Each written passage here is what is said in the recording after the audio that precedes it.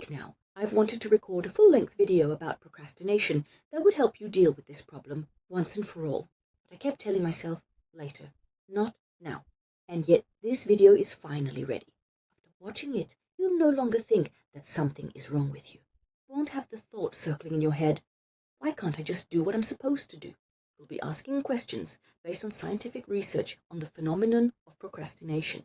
Namely, how do I feel right now? What's really stressing me out? Now I'm going to tell you 4 key insights about procrastination. This is the most important thing you need to know. Stop calling yourself a procrastinator. You're not a procrastinator. You simply have a habit of putting things off, and there's a big difference.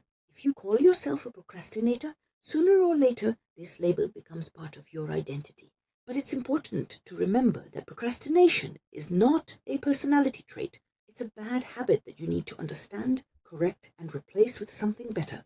Perhaps your procrastination has already become chronic. That's normal. It just means that the stress in your life is also chronic. Sometimes procrastination can be productive. So, the second key insight, there are 2 types of procrastination: destructive procrastination and productive procrastination. Yes, procrastination can even be useful in some cases. For example, when you're working on a really complex project and decide to go outside for a walk to get some fresh air and relieve the stress you're feeling, such a delay is conscious and productive. But we'll talk more about destructive procrastination, which you may not even be aware of. These can be daily micro-procrastinations, which, for example, add up to hours spent on social media, and by the end of the week, accumulate a lot of wasted time. Let's take Anna as an example. She is very excited about writing a novel and can't wait every morning to finally sit down at her desk and get started. Lately, however, she has been worrying about the final product even before starting work. The moment she sits down at her desk, she's overwhelmed by an incredible amount of anxiety, doubt, and fear. She's afraid that she won't be able to do the job. In the end, she starts putting it off. She's already completely exhausted from it. There is something similar in your life too. Otherwise, you wouldn't be watching this video. Be you're putting off an important work call, or, for example, can't bring yourself to make a dentist appointment, even though you know you need it. Procrastination can be overcome. And now we move on to the third insight. You're not lazy, you're not stupid, you have enough willpower, everything is okay with you. In fact, you can go to the doctor, go to the gym, you can fill out work documents or do something else. And you can stop blaming yourself for procrastinating.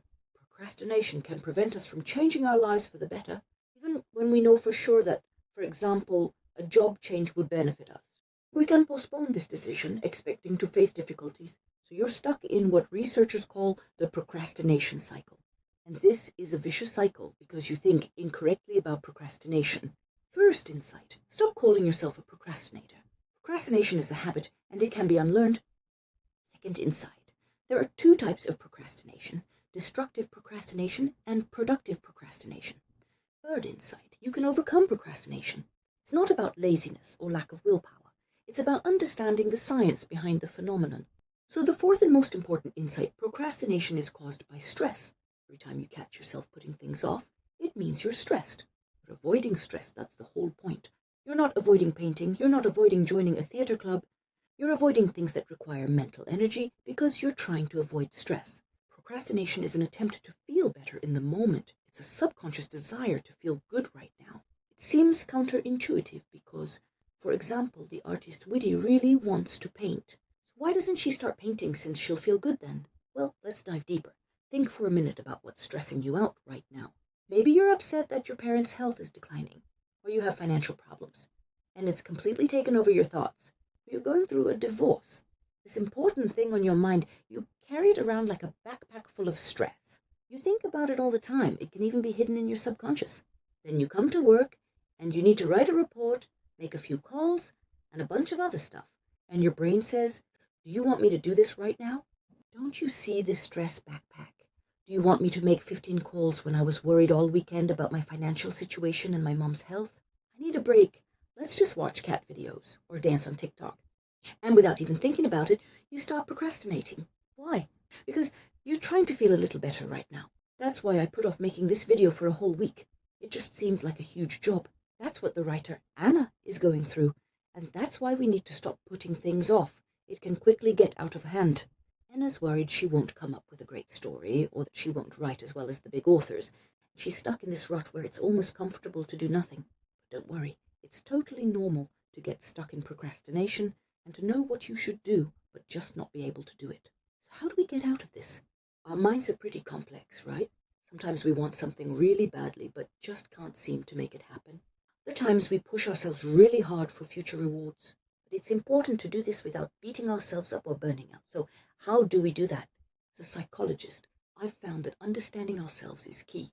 Imagine you're on a journey and suddenly you hit a roadblock. Why can't I achieve my goals? That's a question we need to answer. That's why I created It's Time to Act, a program designed to help you uncover your inner barriers.